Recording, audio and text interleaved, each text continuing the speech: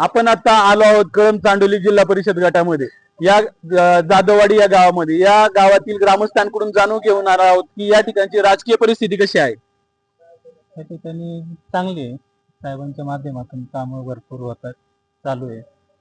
परंतु विरोधक म्हणतायत की एक वेळेस काम झालं नाही तरी चालेल, परंतु सुखदुःखात आलं पाहिजे, आनंदात सहभागी झालं पाहिजे, लग्नांमध्ये आलं पाहिजे, याविषयी तुमचं काय मत आहे? हा, येतातच सर्व सुखदुःखात येतात, नाही असं नाही काही. पण शेवटी कामं पण महत्वाची आहेत, कामं पण झाली पाहिजेत. प्रत्येकाला अपेक्षा असते सुखदुःखात यावं, त्यात काही हे नाही. पण आता समजा जे ज्या त्या याच्यावर हुद्द्यावर जे असतात त्यांना त्यांची कामं पण असतात, आपल्यासाठी ते कामं करतात असतात, ते पण आपण समजून घेतलं पाहिजे. या जिल्हा परिषद गटातील लोक पुन्हा एकदा तुलसी बोर यांना संधी देतील का? देते ना, साहेबांच्या माध्यमातून त्यांची कामं आहेत, त्याच्यामुळे त्यांना संधी देते.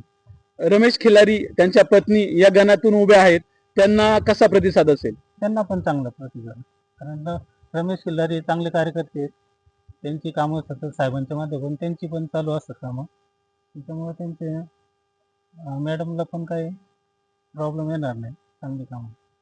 या गावची राजकीय परिस्थिती आता कशी असेल? विकासावर विरोधक तर म्हणतायत विकास हा झालेलाच नाही। नाही, विकास आहे, विकास व्यवस्थित आहे चालू. आणि आज आमच्या जाधववाडीची जी स्मशानभूमी वैकुंठ धाम जी आहे, विकास काम चालू आहे, वळसे साहेबांचे त्यातूनच चालू आहे. त्यामुळे तसं काय नाही, आणि जनता सुद्धा आहे, त्याच्यामुळं जे मतदान होणार आहे हे विकासावरच होणार. लोक कोण काय म्हणते याला महत्व नाही, प्रत्येक जणाला प्रत्येकाचा अधिकार आहे, तो त्याच्या हिशोबाने मतदान करणारच आहे, त्यात काही शंका नाही. तुलसी बोर आणि प्रीती थोरात यांची यापूर्वी देखील लढत झाली होती, आता तीच लढत पुन्हा एकदा होणार आहे, याविषयी तुमचं काय मत आहे?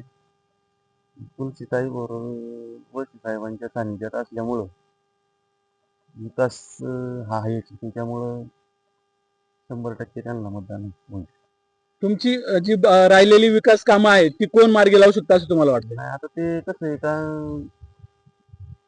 तिकडं निकम साहेबांचं पण आम्हाला चांगलं हे असतंय सहकार्य, आणि वळसे साहेबांचं, त्याच्यामुळे असं काही नाही का बा विरोधक आता ते आपसमध्ये विरोधक आहेत, आमच्यासाठी दोन्ही पण महत्वाचे. पण ते आता त्यांनी पूर्ण तालुक्यामध्ये आघाडी तयार केली आहे, मग त्यामध्ये शिंदे गट असेल, उद्धव बाळासाहेब ठाकरेंची शिवसेना असेल, शरद पवारांची राष्ट्रवादी असेल, हे सर्वजण एकत्र होऊन आता वळसे पाटील यांना घेरतायत, याविषयी तुमचं काय मत आहे? नाही, किती घेरायचा कोणी प्रयत्न केला तरी सर्वसामान्य जनता ही शून्य आहे, ती काय कोणाच्या याच्यावर जात नाही. लोकप्रतिनिधी कसे आहेत याच्यावरच सगळं काही आहे. या ठिकाणी आपण पाहू शकतोय की लोक सांगतायत वळसे पाटील यांना कितीही घेरण्याचा प्रयत्न केला तरी कोणत्याही प्रकारे ते आपले मत हे बदलणार नाहीत। डॉक्टर अतुल साबळे, मंचर, आंबेगाव।